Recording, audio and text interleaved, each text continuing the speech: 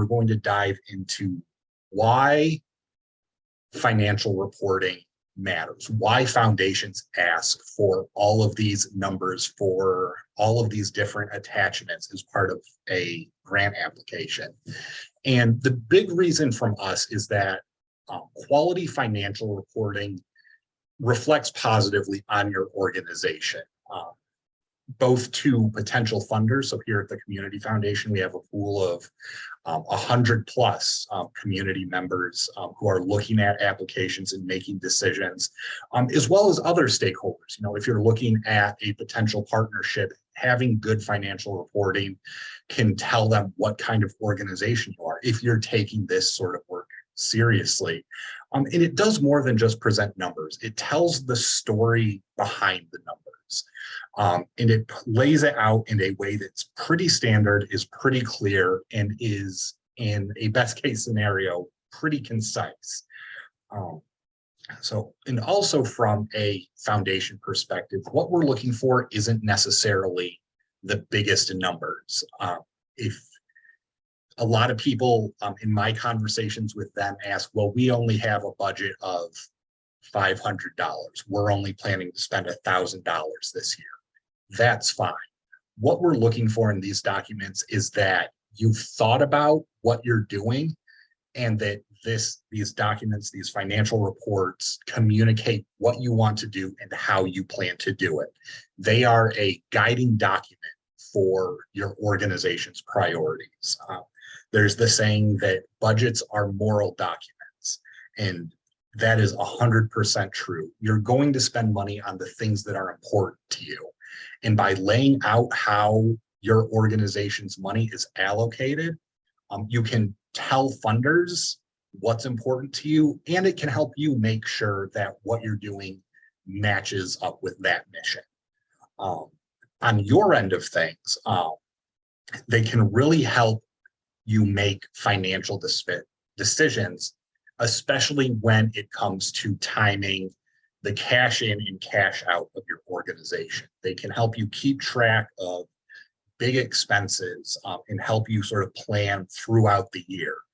So maybe you know that you'll have overall for a full 12-month year, more cash in versus cash out. But if you have, say, a big summer program that costs a lot of money, but your grants are coming in February or March, then you're going to have less cash in than cash out in, say, about this time of year, early September and October. And if, say, your property taxes for your building are due in November, then it's good to know when you have the money on hand to make those big, important payments. It can also be an important part of legacy planning. What happens if something happens to you, to the leader of your organization, to your finance director? Devin, I'm hoping you stay safe. But having budgets and income statements lays everything out from the financial side that makes it easier for someone to step in and connect the dots. They can know what you're spending on each of your programs. They can know, if your overhead costs are too high and something they need to account for. And it can also help if you're making a transition from one director to another, give someone who's stepping into a new role a better idea of what payments are due when, how money's allocated, which can then help them plan out where the organization goes after they're fully into that job. And then finally, and this is the biggest one for me personally, is it brings peace of mind. I'm sure you all know, financial decisions can be challenging and stressful in just about every facet of our lives. Money is one of the biggest stressors we all encounter. So from an organizational perspective, the list of things you probably want to spend money on is much bigger than the actual amount of money you have to spend. And it can be really hard to decide to make a big one-time purchase, buying a new vehicle to help kids get to and from a summer program, buying if putting it in sort of a business sense, to buy a big machine that's going to pay dividends down the road. So if you have all of these reports together and laid out clearly and concisely, you can look at all of this and know how much money are we going to be saving by making this investment in the long run. You can know when the right time of year is to buy something. Again, that going back to that cash in versus cash out understanding. Maybe something comes up and you have to act really quick.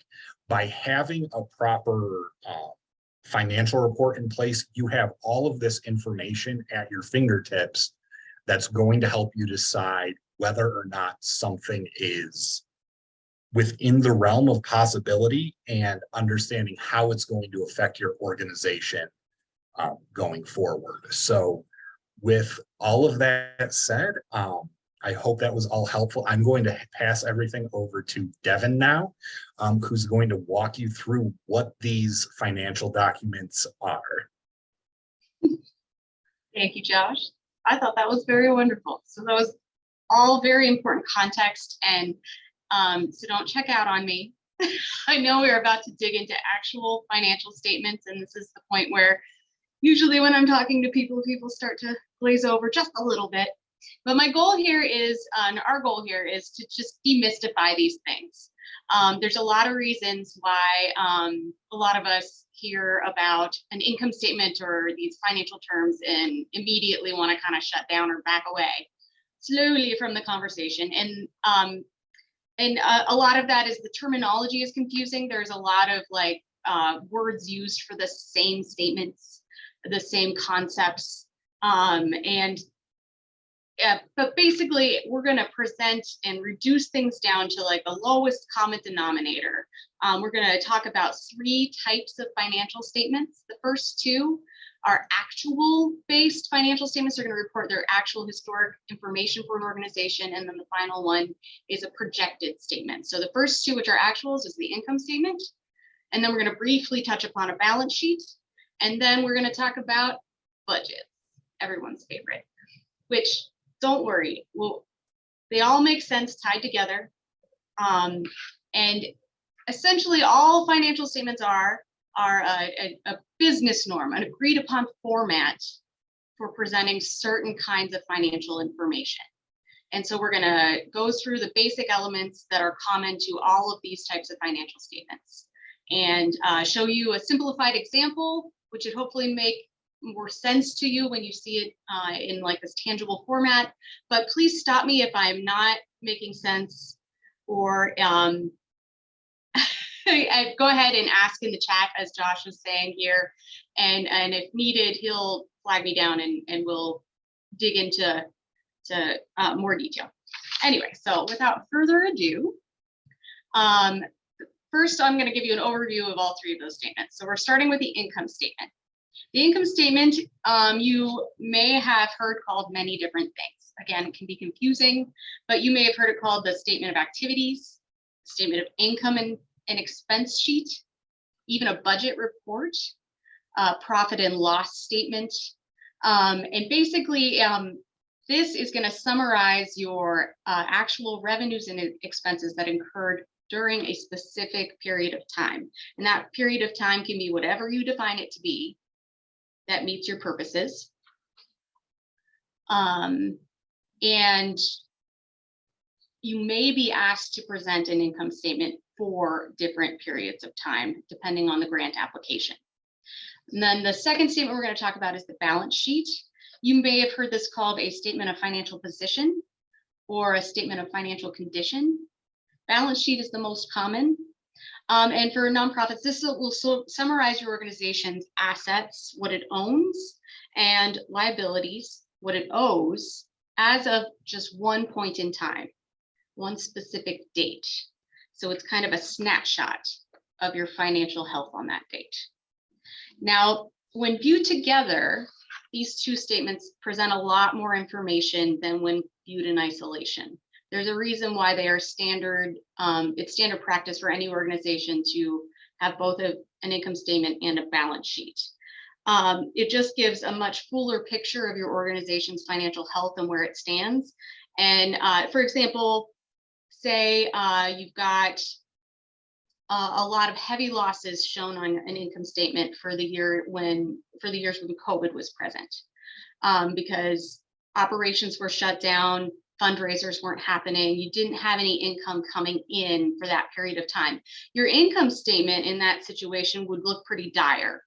It would look like, oh no, this organization's just gonna go belly up potentially. But perhaps on the balance sheet, there would be a really solid, healthy cash reserves from the 10 years prior, which had positive income.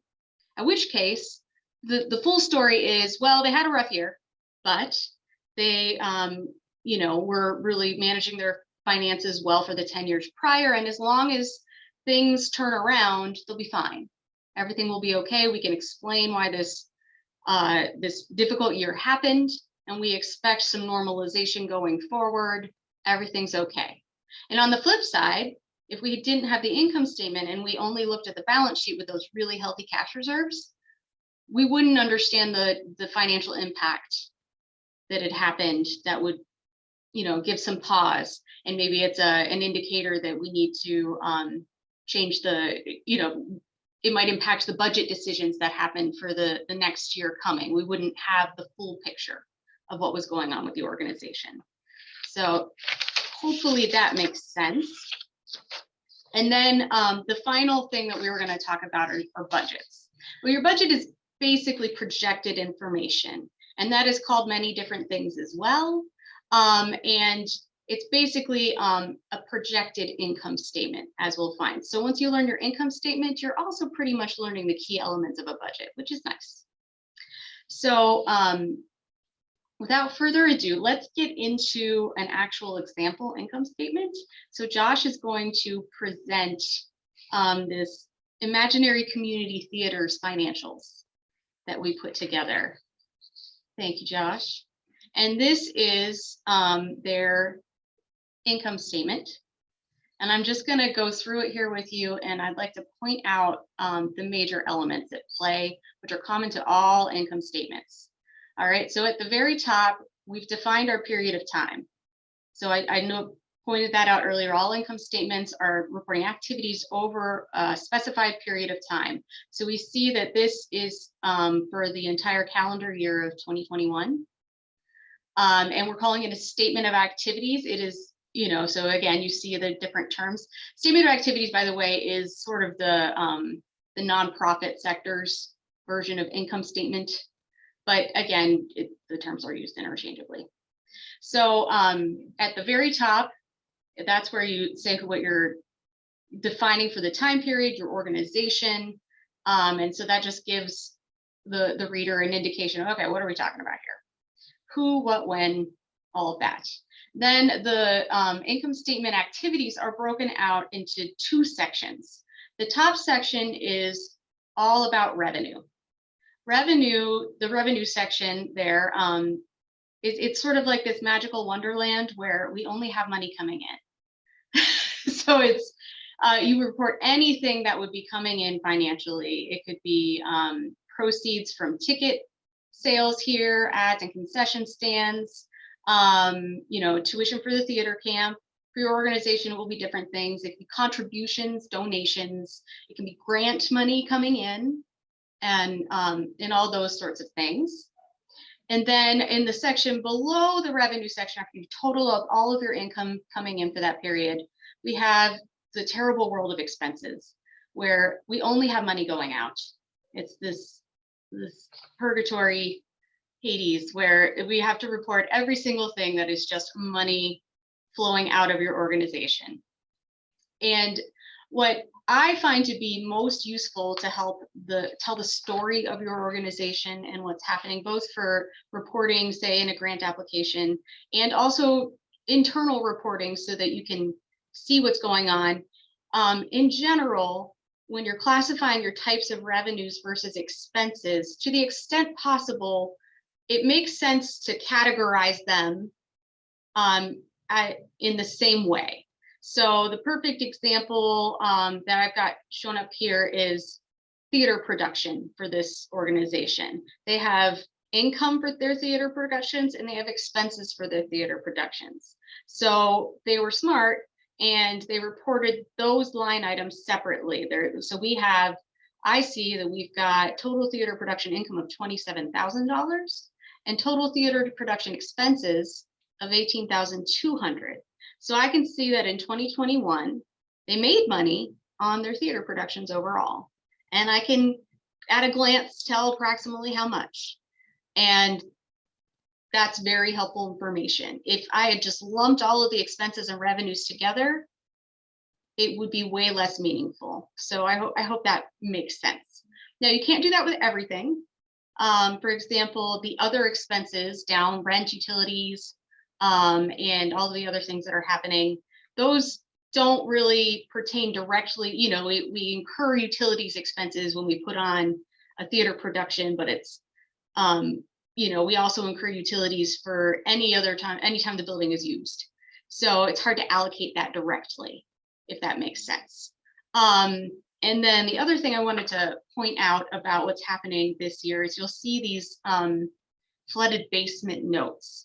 So the story is that in February, a pipe burst and flooded the basement, and the board of directors decided to take out a small business loan of $5,000 so they could cover the cost of repairs before their 2021 theater season, because the show must go on. And we're going to note that we have separated out the revenue and the expenses related to this flood as well. You can see the loan proceeds of $5,000 in the revenue section. And then the loan payments that occurred for that during 2021, the loan principal and interest payments of $2,000 and $2,020, if that makes sense.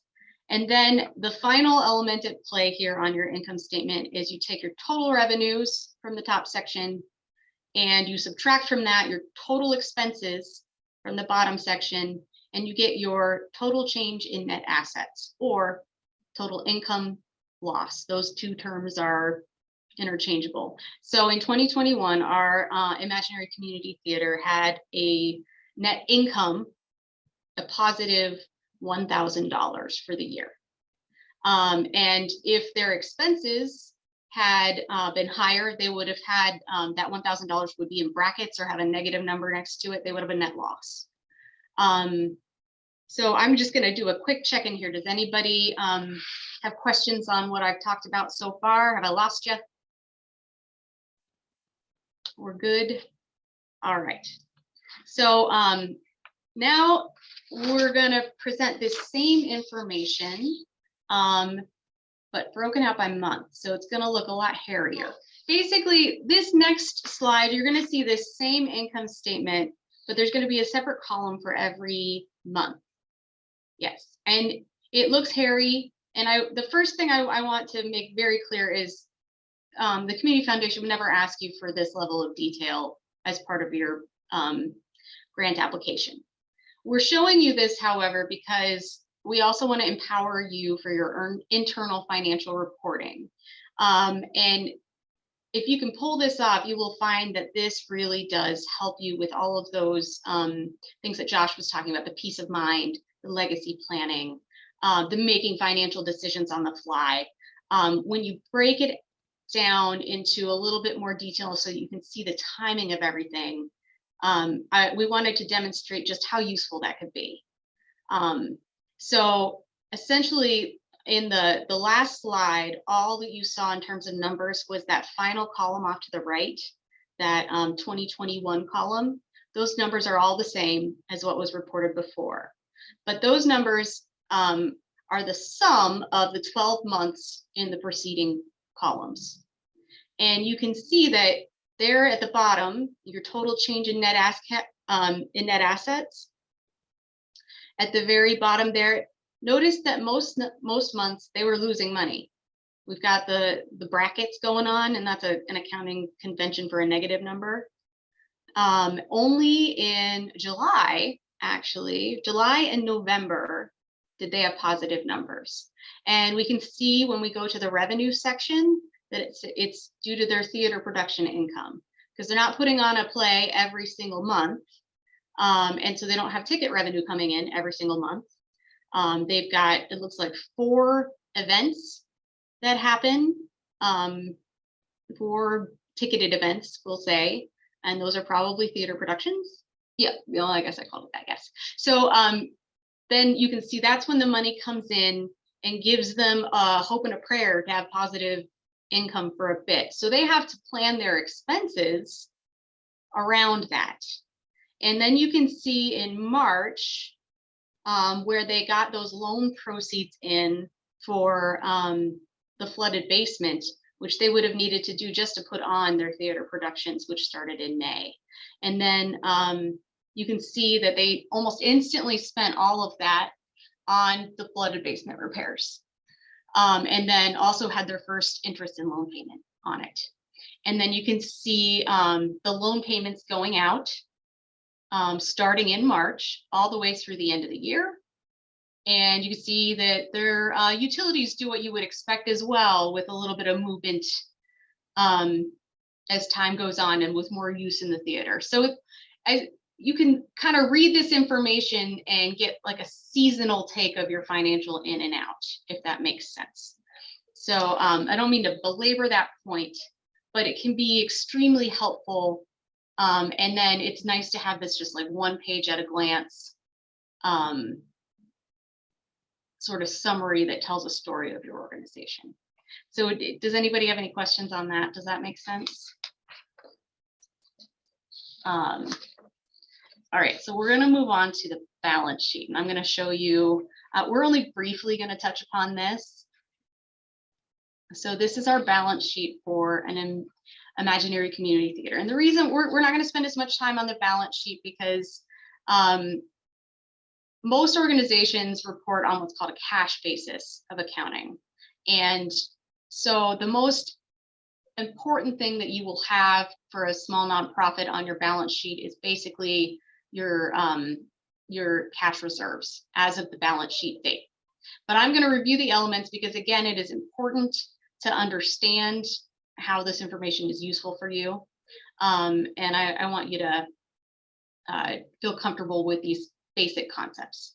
So for our imaginary community theater, again, you have a header up at the top that tells you basically like, this is where we're at. This is the financial context of this information. It tells you the organization that's being reported on, and it tells you the balance sheet date. So unlike your income statement, your balance sheet, again, is recorded as a snapshot in time. Note that the day before this, your balance sheet could look wildly different. The day after this, your balance sheet could look wildly different than it is right now as of this point in time. And when you're presenting an income statement and a balance sheet together, your balance sheet date is most useful when it is the last day of your income statement. So we reported our income statement for the entire year of 2021. Therefore, our balance sheet date is as of December 31st, that last day of 2021. So that's our header. And then our other elements of the balance sheet, the top section are what's called your assets. So as of this date, they owned, in terms of cash, $7,000 or $7,030. So that would have been their bank statement balance as of December 31st, 2021.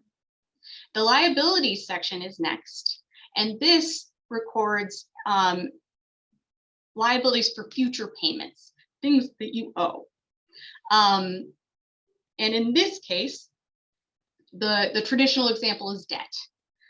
So this reports their remaining unpaid principal and interest owed on that business loan that they took out to pay for the flood damage. So as of December 31st, they had already paid of the $5,000 principal, $2,000 of that. And they still owe $30 of interest, something like that. So then the equity section is next, and this is why they call it a balance sheet. So this is kind of a little abstract. It may be a little hard to wrap your head around, but I'm going to do my best. If you don't get this, don't worry about it. But the equity section is sort of the theory behind it. It is the accumulation of all of the net income from every year prior, net income or loss, for every year prior of your organization, plus your current year net income or loss. So that you'll see that $1,000 change in net assets current year, that's that bottom line on your income statement. And so I'm going to throw out a fancy word. The balance sheet and the income statement, your financial statements matriculate is what they call. So this is where in equity, your income statement flows through to your balance sheet in this equity section. And the $3,000 there represents all of the matriculated income and loss from every year prior. So don't panic. You don't, if your organization has been like around for 25 years and you are suddenly asked for the first time to present a balance sheet, you don't have to do an income statement for all 25 years. The reason it's called a balance sheet is you kind of back into this number. As long as you are sure that as of the balance sheet date, you have captured all of your assets, and if you have them, your liabilities, then your equity represents basically the net difference. So you take there's a balance sheet formula, and it is that your assets are equal to the sum of your liabilities plus your equity. So in other words, you would take assets minus your liabilities, and that gets you your equity. So when we add up the liabilities of $3,030 and our equity of $4,000, note that that is equal to our assets of $7,030. And then there's that little formula down at the bottom that demonstrates this perfectly. So your balance sheet needs to quote unquote balance. So don't get hung up on this. That's just, I wanted to give you the context. Those are the elements that play in a balance sheet. Does anybody have questions? And currently we don't require this in our applications for our grants. Again, I think the most important thing is to note that, you know, keep a tab on your cash reserves, because that information in particular, when you compare it to your income statement, gives you more of that full picture of your financial health, as we alluded to earlier. But we would be remiss if we did not cover this. So anybody got anything? Now I think it's time to move on to the fun subject of budget. So you've already done the work for if you've got an income statement for your year, for a historic year, or even more than a historic year, maybe a couple years, you've done a lot of work already to set you up for your budget. It should make creating your projected financial year a lot easier, because you'll have this historic checklist of all of types of revenues and expenses that your organization typically incurs. And you'll have the format laid out in a way that makes sense and tells the story of your organization and the way it normally operates, right? So again, this is like for a full operating year. And our imaginary community theater is just trying to make a plan, essentially, based on what they've done before. I'm going to catch my notes up because I'm just doing on the fly and I don't want to forget anything. So it has all of the same elements as an income statement. You've got your header that defines the period that you're reporting on. You're going to say what kind of statement this is. In this case, it's an operating budget.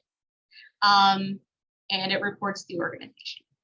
So again, we've got our revenues and expenses. All of the header line items on this should basically mirror the actuals. And if there's any differences, it's because you have anticipated things coming up that were not present in your history.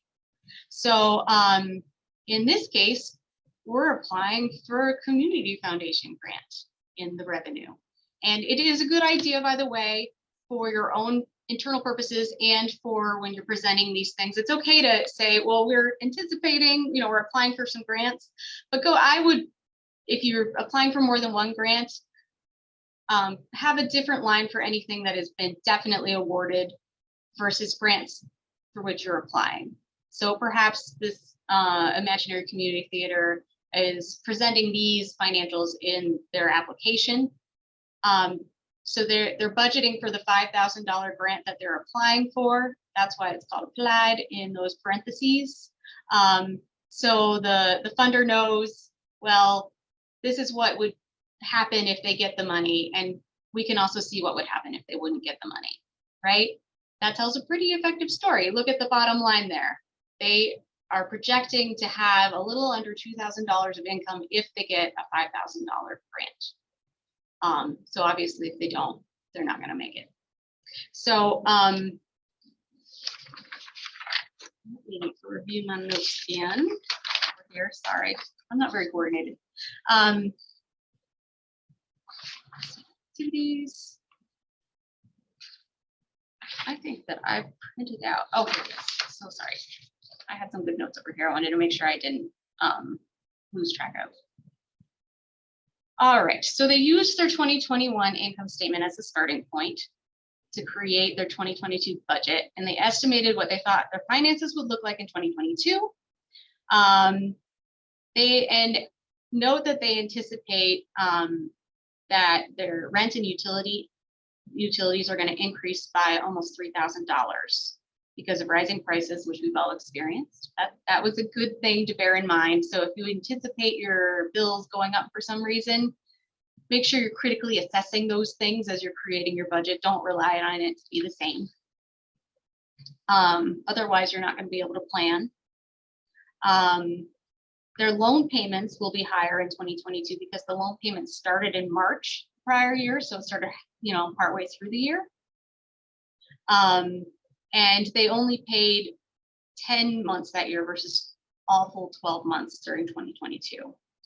And then it includes the $5,000 grant for which they're applying.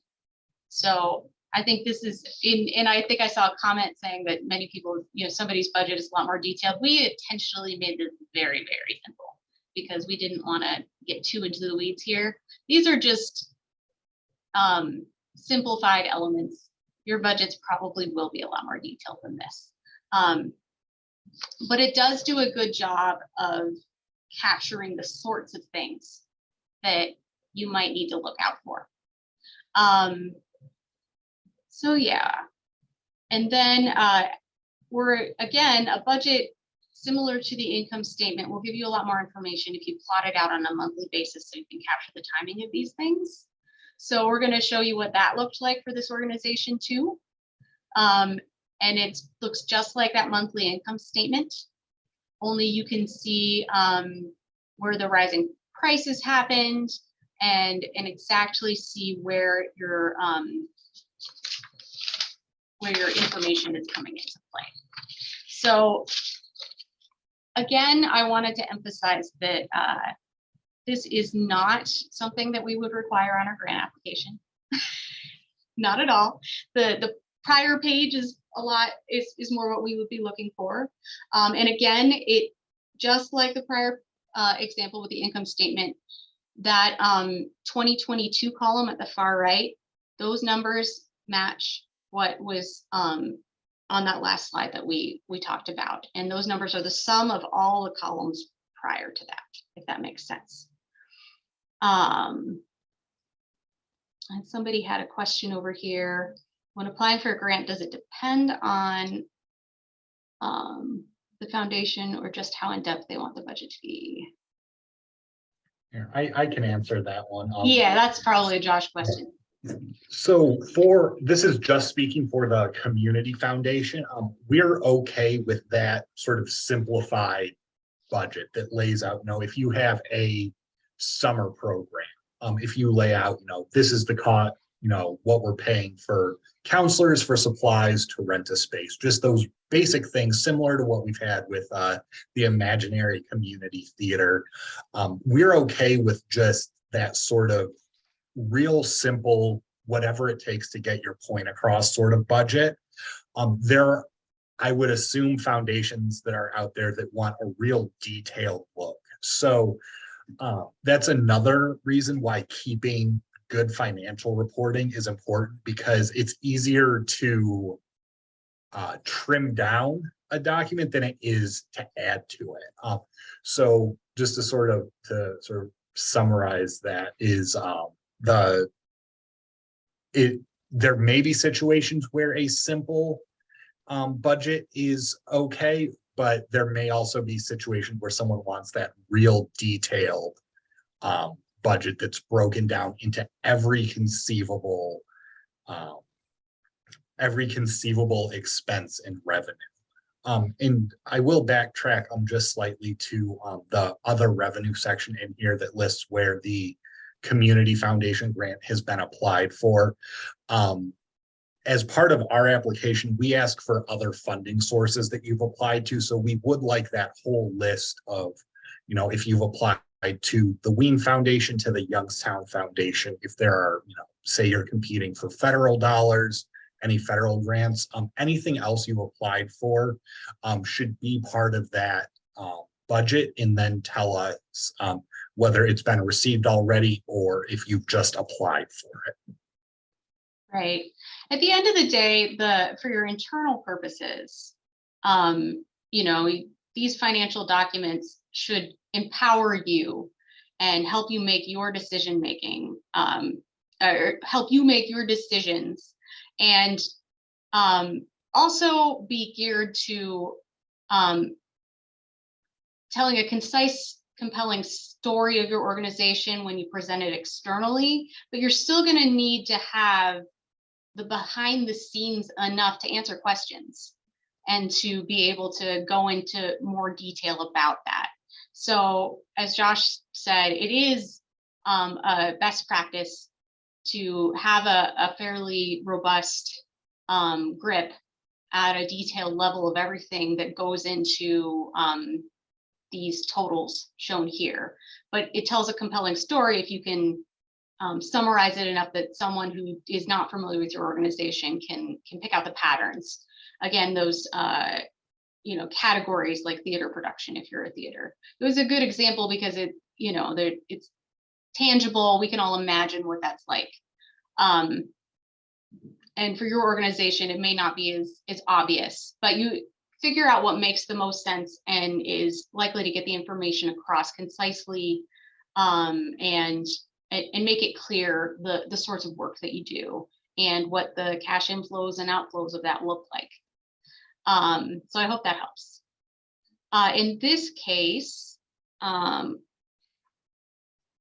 we're looking at here is, so basically due to the rising costs, you'll note that unlike 2021, where they had positive theater operations, the rising costs have made it so in a lot of cases their theater expenses are actually higher, right?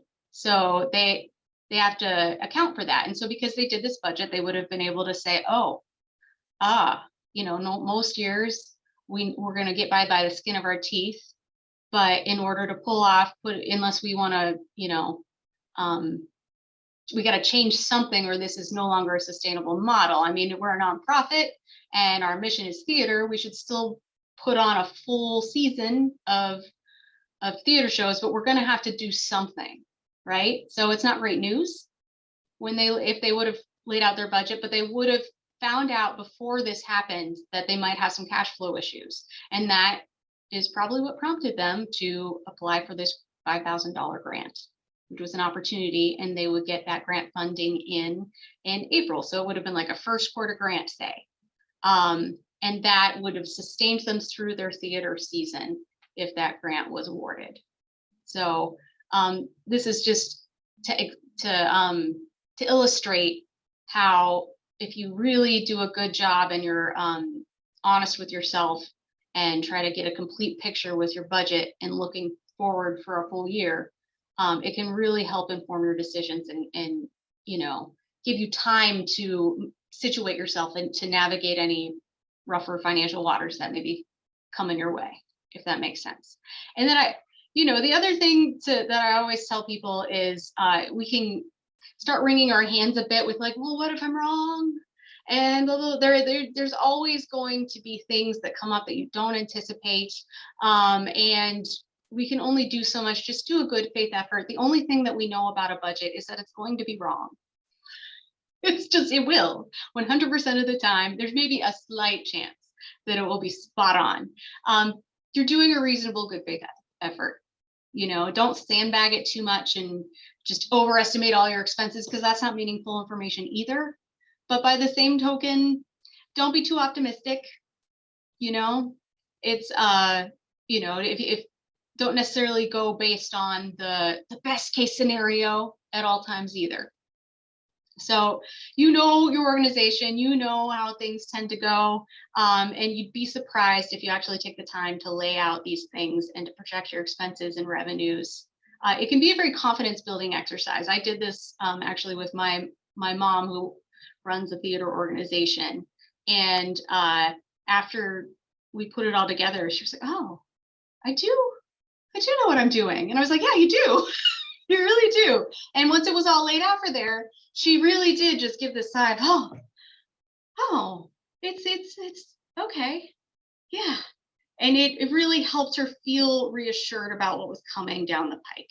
So I hope that's helpful. And with that, I also wanted to talk about a project budget, because and Josh, please stop me if I'm less familiar with our grant processes, but I do want to explain the concept of a project budget first versus what we just showed an example of, which is the operating budget. So the operating budget is the entire organization's projected revenues and expenses for a year, right? A project budget would be if you were applying for a grant with us to fund a specific event or project, or maybe a piece of equipment, some subset of your operating budget. We would then ask you to present the same elements as an operating budget, but with respect to just this project. And we would advise you to maybe make that project its own separate section in your operating budget. We should be able to tie and connect the dots there. We should be able to see, oh, they, you know, say it's a $5,000 grant to fund one theater production, right? Well, then your project budget would be revenues for that projected revenues for that one theater production, like, and then all of the expenses related to it, right? And then I would, on my incomes, on my budgeted operating budget, I would have a separate line item for that project in both the revenues and expenses, so that we could easily see, oh, I see. So this is that's the line that ties out to their project budget, Josh. Yep. So the Community Foundation, we offer both kinds of grants. We have operating grants and project grants. And it's really up to you to decide which of those is a better fit for your organization. If there's an annual event, program, something that your organization does, say, every year, that, you know, it's hard to fundraise for, that you need to just sort of bridge the gap for, that you want to try out maybe, and just sort of pilot something, see how it goes, that fits in with your mission. Those are the sorts of things that would fall under a project grant, and that you would need to attach a project budget for. On the other hand, if you just need money to get your work done, that's the sort of thing that an operating grant, and therefore an operating budget, that you would apply to that for. If you go through our application, one of the questions is, are you applying for an operating grant? And if you click yes, it will only ask you for an operating budget. If you click no, you'll need to attach both a project budget and the operating budget. That way we can see what your plan is for that specific program, as well as how it fits into the broader picture of your organization. So hopefully that makes sense and sort of got to what you were asking there, Devin. Yes, thank you. Not to put you on the spot. One thing I also wanted to know with respect to budgets, to get back to that concept, that the terminology that people throw out with respect to these financial ideas can be a bit like confusing. So generally, if someone asks you what your organization's budget is, The common response is the total projected expenses is the number that they would be looking for. So if anybody asks you what your budget is, so that theater organization's budget would have like just a little under $2,000 of income, net income, I should say, at the bottom line. So we think that that's like the most important number. But really, when someone asks you what your budget is, they're trying to say, how much money does it take to run your organization? So that would be the total expense line, right? And because that's kind of the most telling piece of information. So how much revenue would you need to cover your expenses? So we would throw out that number there. And then when you are presenting your actual budget, though, this is where it can get confusing because people will be like, what's your budget? Well, it's $50,000 is my total expenses. But then when they submit a budget to us for a grant application, they might be a little confused by that terminology and only submit their $50,000 of expenses and not present the revenue section to us, which is also very important. And then, you know, sometimes the budget won't make a lot of sense just because of the time period presented. So we'll ask you for a year-to-date budget or a year-to-date income statement, for example, and say that's from like January through September based on the grant timelines, right?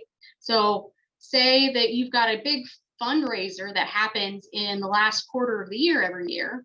And so your budget looks wildly different than the income statement you gave us because your income statement only has that first 9 months and your budget is full 12 months, including this big fundraiser that happens at the end of the year and hasn't happened yet. We encourage you to use your words. You should definitely make note of that. So if you see anything that like someone who doesn't know your organization will look at and have questions about, preempt those and say, you know, our income statement doesn't yet reflect the fundraiser that we're going to have. The budget does. And then again, it's nice to have those little line items broken out that will help to tell that story. I would have a separate line on my income statement or on my budgeted income statement that says this is for the fundraiser. And here are the expenses that we would incur for said fundraiser in the bottom section below. Did I explain that well? I feel like I'm rambling. I'm sorry, everyone. So those are just a couple other notes that I wanted to touch upon with respect to the budgets. And did I miss anything major, Josh? If you think of anything that you would like to add to that, or if anybody has questions. Yeah. Otherwise, I will pass it back on to you. Okay. All right. Well, thank you so much, Devin. So hopefully that all made some good sense. And so now I'm going to talk a little bit from the funders side of the sort of things that we're looking for and that can help present these numbers to a funder. So like Devin said, you know, one of the things is these documents don't just have to be numbers.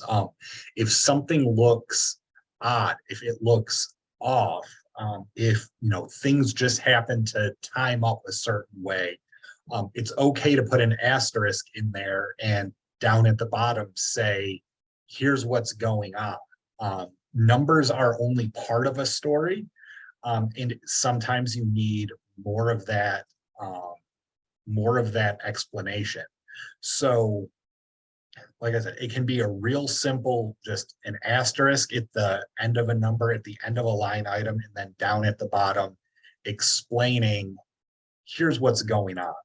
One of the examples we've used is if you have a big fundraiser in October, but you're applying for a grant to our, say, July 1st deadline in your documents, make it look like you are $10,000 in the red.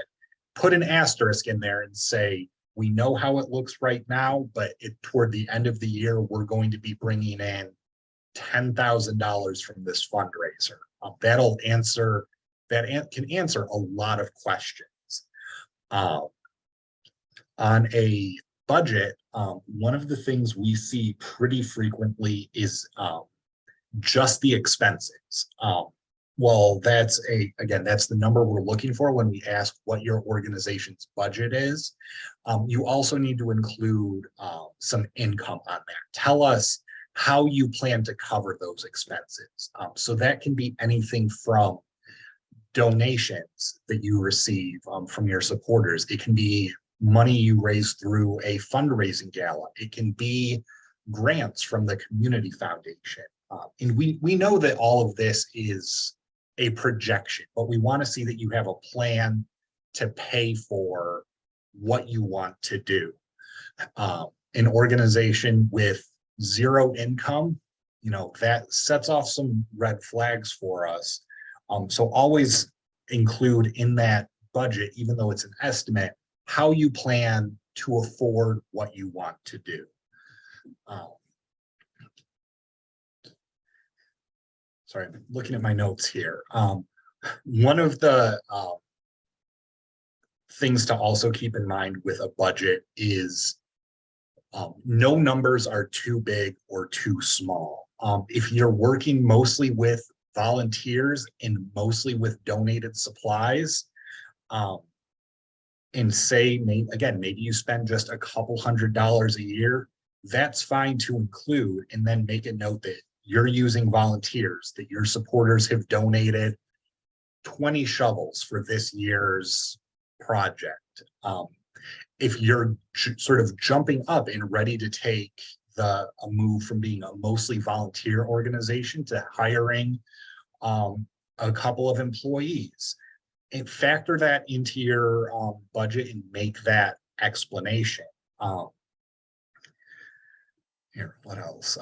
For your expenses, everything is expenses. If you go to a hardware store and need to buy, say, 5 extra shovels in addition to what your supporters have given you, that's an expense. It doesn't need to be broken down, by date. You don't need to say supplies, Mahoning Valley hardware store, $20 for shovels. But if you just say purchasing supplies and say over the course of the year you spend $100, you can, just sort of condense that into one figure. What we're really looking for, again, is not just big, impressive, oh wow numbers, but really how you're organized. And within that, if you lead heavily from towards salaries or to supplies, sort of explain what's going on. Explain and tell, again, in that little asterisk, what the situation is. If you're looking to hire more people for the upcoming year that really throws things out of balance, put that into your budget that you submit with a grant application to tell us, hey, we've been really successful the last few years, and we think we're ready to bring on more employees. Our salary costs are going to jump from $20,000 a year to $60,000 a year. And that tells us, because you've told us all of that, you're not just randomly expecting your expenses to jump up an extra $40,000. A lot of this, again, as you've probably picked up on, is being proactive. Is part of our grant review process. As we go through the grants, will follow up with questions. If you can sort of cut that off at the head and be proactive in answering these questions, it can speed things up sometimes, and just let us get you an answer quicker. Other foundations, especially if they're operating on a running cycle, whereas the community foundation is quarterly, if they're sort of always going and work on a first come, first served basis, that can be helpful. So the big thing to remember in presenting these numbers is that, number one, it's not always the biggest numbers that are the most impressive, and be proactive. Explain what's going on, because while it may make sense to you and the ins and outs of your organization, it may take a little bit extra to explain it to someone who's looking at your budget for the very first time. So with all of that said, we're going to jump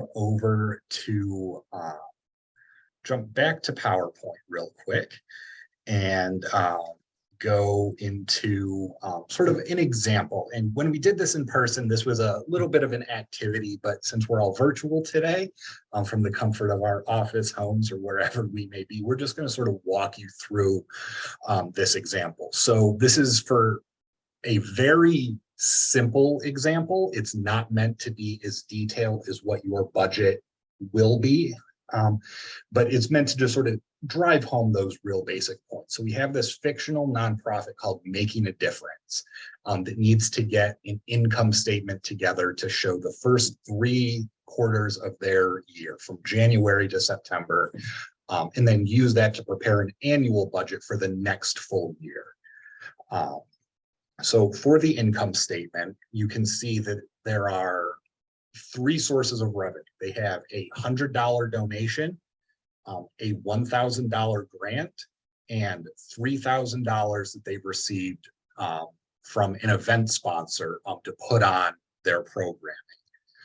And on their income statement, they have that broken down by each revenue source. So they have $100 in donations, $1,000 in grants, and $3,000 in event income. Now, as your organization gets larger, those numbers may go up, but you can still group those by each source of revenue. So if your organization applies for, say, 5 grants and receives all of them, you can still, on an income statement, like what you're submitting to the community foundation, group those all together in grants.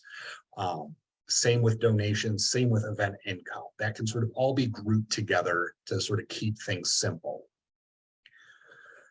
And then again, those numbers all get combined into $4,100 of total revenue. I had some slides in there I didn't know I had. Now, for expenses, that you can see they spent $50 at the hardware store, $150 at the grocery store, $4,000 on an event space and catering for their annual event, as well as 2 part-time staff members whose salary totals $4,000.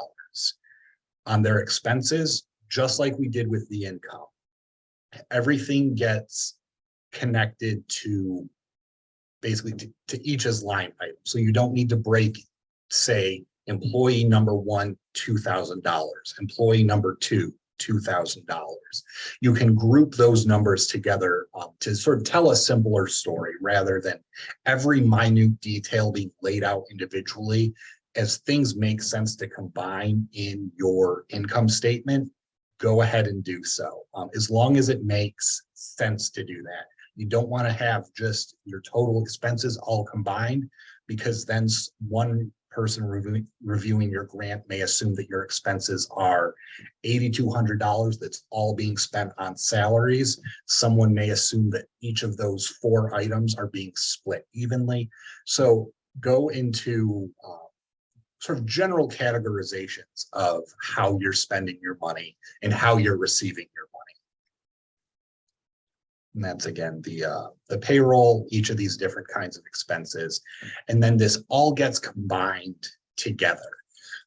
So you have, again, that revenue section up at the top, your expenses down toward the bottom. And then down there at the very bottom, there's a note to sort of communicate we have this much in cash reserves for Making a Difference.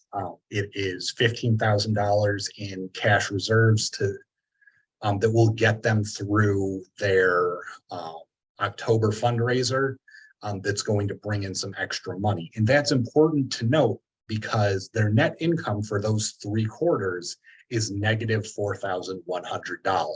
So that's sort of getting back to where the numbers don't necessarily tell the entire story, and you can sort of add in the extra information for potential funders. Is that for these 3 quarters, things don't look good. They've spent twice as much as they have coming in, but they have, coming down the road, enough income to sort of cover all of those losses and get them back into the black. So with all of that together, Making a Difference is going to put together their annual budget.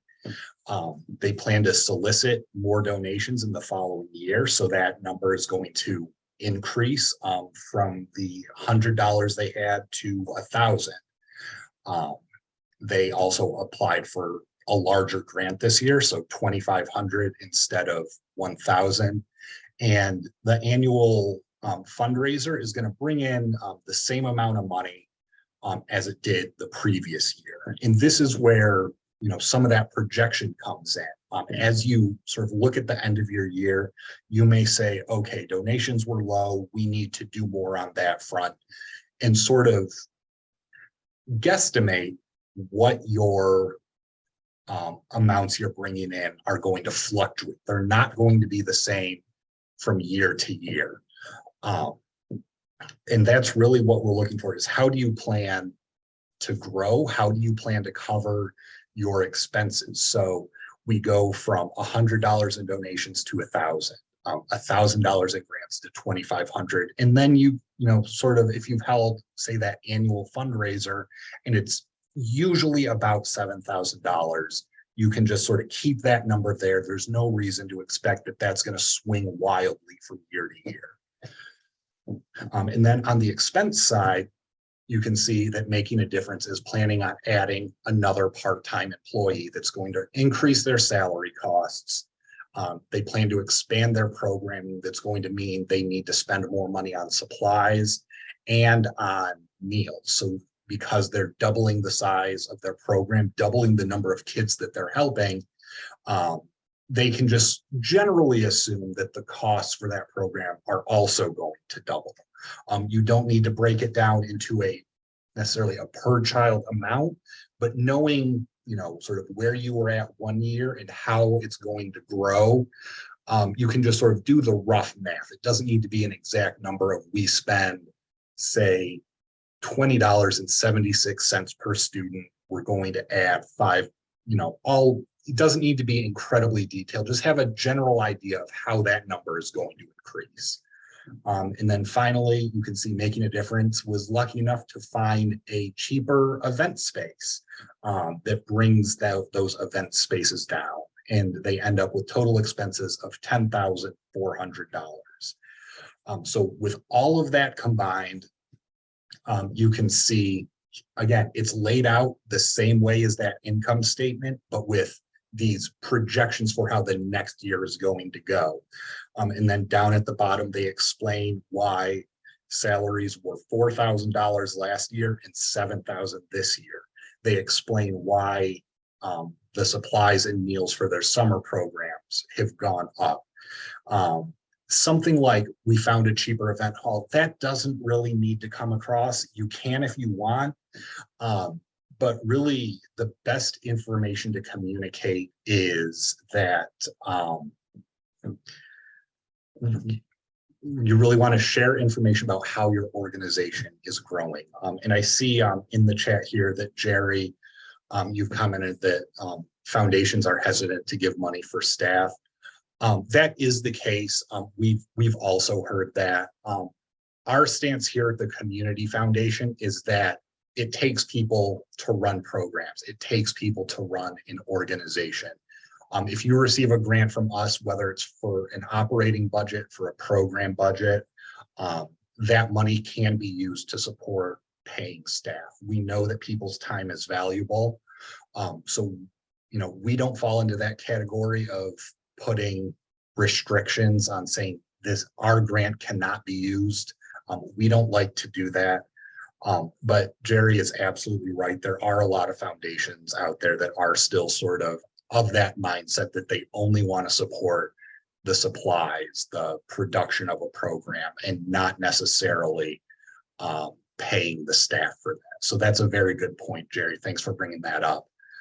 I would add that part of telling a compelling story with these, regardless of whether, you know, you're applying to us where we are more compassionate about that sort of thing, is you definitely still want to tell the story of how hiring that staff is furthering your mission, you know, and how that allows you to grow your impact, connect those dots. So, you know, maybe the staff is camp counselors, right? they're actually carrying out your programming, as opposed to, or maybe it's a grant writer, those sorts of things, which are going to fund the programs so you can buy those supplies, connect it back to your mission wherever possible, and make sure you're telling the story of what your organization does. But that it shouldn't be the case that, paying for staff is not something that a grant could cover, even though, as Josh acknowledged, sometimes it is. So. Yeah. All right. And thanks for asking this question, Nicole. And for those of you who don't have chat up, Nicole asked, are you able to apply for a program and operational grant together? Right now, no. So from the Community Foundation, we generally encourage organizations to only have one outstanding grant at a time. And that's generally one per year. Once you receive a grant, you have a year to spend that money. So right now, organizations have to sort of pick one or the other, whether they're going for a program grant or an operations grant. If you are sort of on the fence between the two, reach out to us. We're happy to sit down and sort of talk about what we think might be the better situation. Just because everyone's situation is unique, it's really hard for us to make a blanket statement of do this or do this. So we would absolutely encourage you, if you're not, do need to pick one, and if you're not sure, get in touch with us. So that was it for the exercise. So I do see that Nicole asked in the chat some best practices for financial literacy and entrepreneurship for the youth. I don't know that if Devin, if you have anything to speak to that. I think that might be, I know that's a little bit outside my realm. I don't know if you have anything you'd be able to speak to on that. I think a lot of the concepts that we talked about today, like this was kind of a financial reporting 101 thing. I thought that, the explaining why we do the things we do, anytime you're dealing with young people, particularly, it's always really important to explain the why we do this and not just say, it's very important, do it, and that's what we tried to provide that context today as well. Make it real for them. Provide tangible examples, feel free to show them this video, from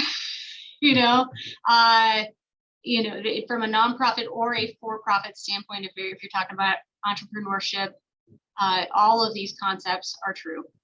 It's very important to get a good handle on your own finances as an organization, and to feel like you understand it and to have it down on paper or in a spreadsheet, however, virtual or not, such that it is something you can hand to someone and tell the story of your organization, and then have enough internal documentation and math to answer questions in a little more detail, to take a deeper dive. Your financial statements are sort of the thesis abstract of your research paper, if you're familiar with that, or the index of a book, essentially. It should just give you the quick overview in a way that will very quickly translate to understanding. Yeah, it's like I said, this is by far the most frequent questions I've gotten as I meet with nonprofits is, what needs to be in a budget? How do we put it together? What do you need? So if you are ever stressed out about all of this, just remember you are not alone. We are happy to answer some questions. Again, we can't get into the specifics as you're working on a grant application. Give us a call. We'll do our best to explain it. We'll point you, do our best to point you in the right direction. Well, I have an idea. I have an idea for a Swanston grant. I want to get that. Okay, great. I want to get that in, but the last grant proposal I turned in, we were told nobody wanted to fund it. I'm like, okay, so I've got it. Well, again, no problem. I mean, I didn't go home and cry. I just, I want to know how to do it better. Mm-hmm. I want to be successful for our organization. It isn't personal. They didn't tell me that I personally did a bad job. It was just, well, the way it's presented. So as Devin mentioned, telling your story effectively. Yep. And that's what I'm really trying to do and have been trying to do since I got here. So I'm glad. Thank you. Thank you so much for doing this. Yep, no No problem. problem. Sometimes, if you're dealing with a lot of financial information, what I normally do, like just even with my job, is first I will compile the information in, too much detail. And then I look for patterns. Sometimes it's not until you get all of like those receipts on their own individual line, right? And then it's almost like exporting your bank activity. And then if you can learn some basic Excel skills, I'm not going to lie, that you could sort your table of data by vendor, by like, okay, and then like, you can add up the sum of, we spend this much at hardware stores. And then after you've done your subtotaling of those types of expenses, suddenly that's when the pattern comes to you, right? You're like, oh my gosh, yeah, 60% of our budget of our expenses really comes from this one kind of thing. And then you start to get ideas on how you could reduce that, like your events expense, your event space for the fundraiser. Wow, that's like half of our expenses. And I didn't even realize that. A lot of this stuff comes to you only after you've gotten in the weeds. Right. And then organized it a couple different ways. And then you're going to pull out your patterns. And that's how you get your story that you decide to tell. And you right. And we're blessed to have QuickBooks.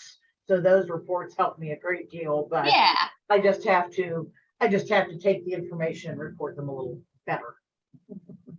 So that's good. This is helpful. Really, truly. Do this again. thank you. Good. Do this again. Do this again.